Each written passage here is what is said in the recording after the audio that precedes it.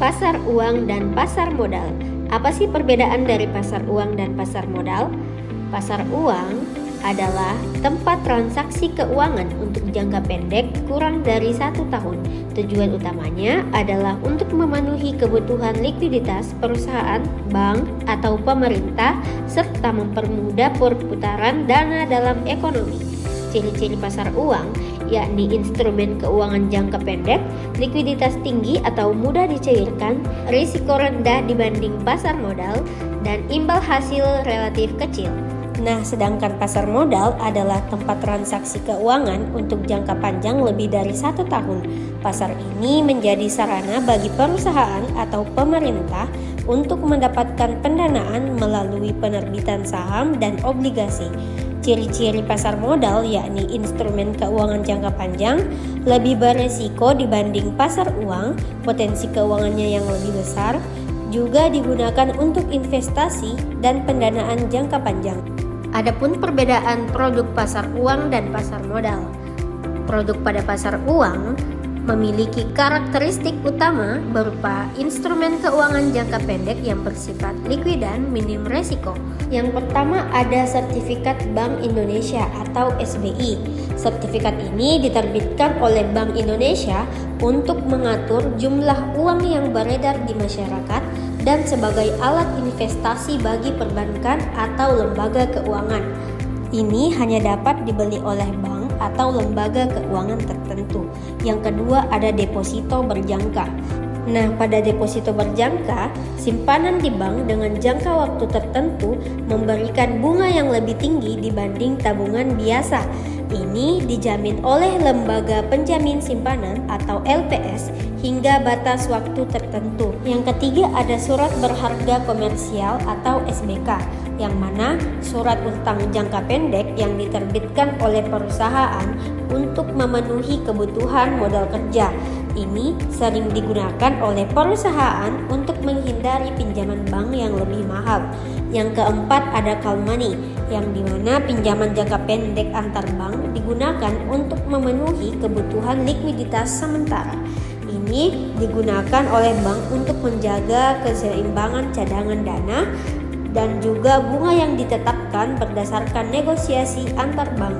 Yang kelima ada treasury bills atau surat perbendaharaan negara, yang mana surat utang jangka pendek yang diterbitkan oleh pemerintah untuk membiayai pengeluaran negara dalam jangka waktu tertentu, dijual dengan sistem diskonto atau lebih murah dari nilai nominal. Yang keenam ada bankers acceptance, yakni instrumen yang digunakan dalam transaksi perdagangan internasional di mana bank menjamin pembayaran pada tanggal tertentu di masa depan, dijamin oleh bank sehingga memiliki resiko yang lebih rendah.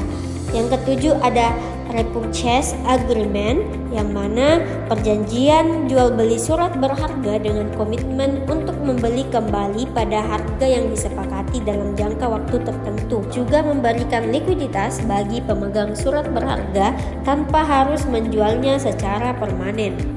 Nah, sedangkan pada produk pasar modal, yang pertama ada saham yang merupakan bukti kepemilikan suatu perusahaan di mana investor bisa mendapatkan keuntungan dari dividen dan kenaikan harga saham.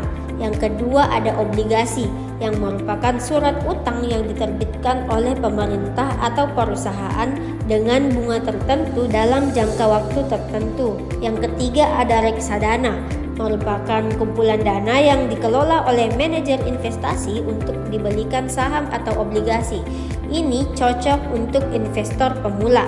Yang keempat ada exchange traded fund atau ETV, yang dimana gabungan antara reksadana dan saham bisa diperdagangkan di bursa efek seperti saham. Dari kedua produk ini dapat disimpulkan bahwa pasar uang lebih stabil dan cocok untuk kebutuhan dana jangka pendek, sedangkan pasar modal lebih berisiko tetapi memiliki potensi keuntungan yang lebih besar dalam jangka panjang.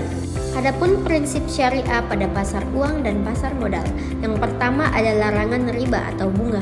Dalam pasar syariah, transaksi tidak boleh mengandung riba, yaitu tambahan atau bunga atas pokok pinjaman. Sebagai gantinya, sistem syariah menggunakan akad bagi hasil, yakni mudharabah dan musyarakah.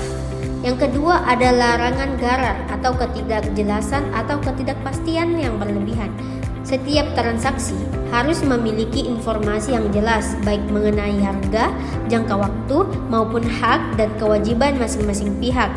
Yang ketiga ada larangan maisir atau perjudian spekulasi berlebihan. Investasi yang bersifat spekulatif tinggi seperti short selling atau transaksi berbasis untung-untungan tidak diperbolehkan dalam pasar syariah. Yang keempat ada investasi pada sektor halal. Instrumen pasar uang dan pasar modal syariah hanya boleh digunakan untuk mendanai bisnis atau proyek yang sesuai dengan prinsip Islam. Yang kelima ada prinsip keadilan dan transparansi.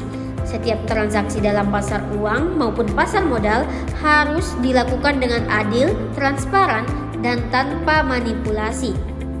Dengan prinsip-prinsip ini, pasar uang dan pasar modal syariah bertujuan menciptakan sistem keuangan yang adil, stabil, dan sesuai dengan nilai-nilai Islam, sehingga dapat memberikan manfaat bagi seluruh pihak yang terlibat.